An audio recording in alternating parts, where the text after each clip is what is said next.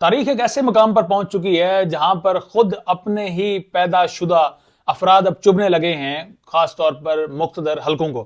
میں بات کر رہا ہوں طالبان کی، جن کی اس وقت سب سے زیادہ مخالفت جو ہے وہ پاکستان میں کی جا رہی ہے، جن کے ہمارے عسکری اداروں کی جانب سے یہ بیانیہ بنایا جا رہا ہے کہ جو سویلین حکومتیں تھی، خاص طور پر KPK کی، انہوں نے سہولت کاری کی، انہوں نے طالبان کو دوبارہ سے یہاں پر بسایا، ان کے ساتھ معاہدات کیے، اور جناب اس کی وجہ سے دہشت گردی بڑی، ہمارے کئی نوجوان شہید ہوئے۔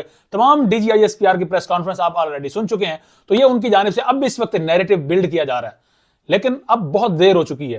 سب سے پہلے ہم دیکھیں گے کہ آخر آج جو گلے کی ہڈی بن چکا ہے، اس کو پیدا کس نے کیا، کون ہے اس کا سب سے بڑا قصوروار؟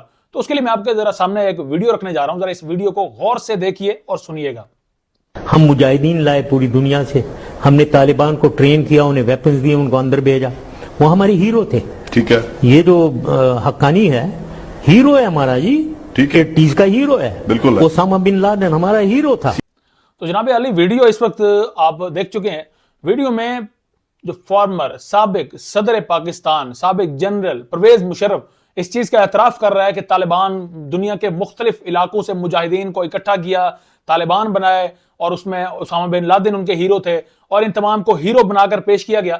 اور اس وقت اس سے پہلے ہم نے سوویت یونین میں ہم نے ساتھ دیا، اس کو توڑنے میں امریکہ کے ہم اعلی کار بنے، اور پھر اسی طرح سے جب افغانستان میں جو ہے 9/11 کے بعد جنگ شروع ہوئی، تو اس میں بھی صدر پرویز مشرف صاحب کی مہربانی سے ہم لوگ اس جنگ میں کودے، جس کے بعد آج تک دہشت گردی کو ہم لوگ جو ہے وہ فیس کر رہے ہیں۔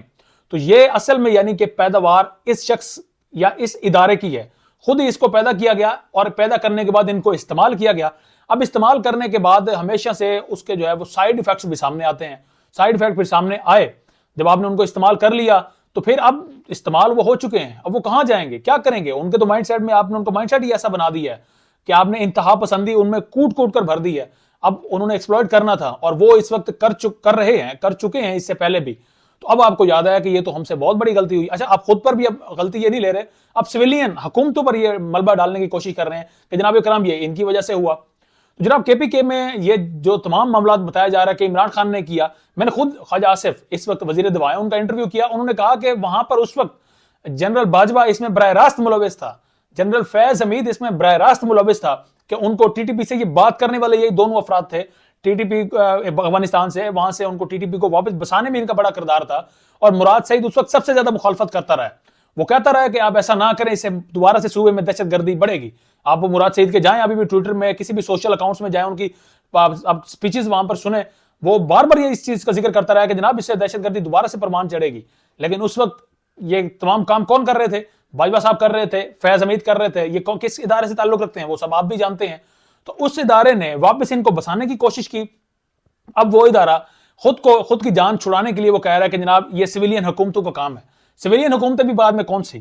PDM تحریک عدم اعتماد میں لانے کے بعد، اس کے بعد PDM وجود میں آئی۔ وہ کس کی وجہ سے آئی؟ وہ باجوہ صاحب کی وجہ سے آئی، اور اسی PDM نے بعد میں PDM کے دور میں ہی دوبارہ سے ریسیٹلمنٹ ہوئی، اور وہ جناب طالبان جو ہیں وہ واپس پاکستان میں آ کر بسنا شروع ہوئے، اور اس کے بعد دوبارہ سے دہشت گردی جو ہے وہ پروان چڑھی۔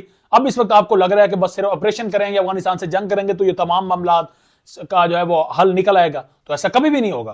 ابھی آپ الزامات سویلین حکومتوں پر لگا رہے ہیں، تو آپ کو انہی سویلین حکومتوں کے ساتھ بیٹھنا پڑے گا۔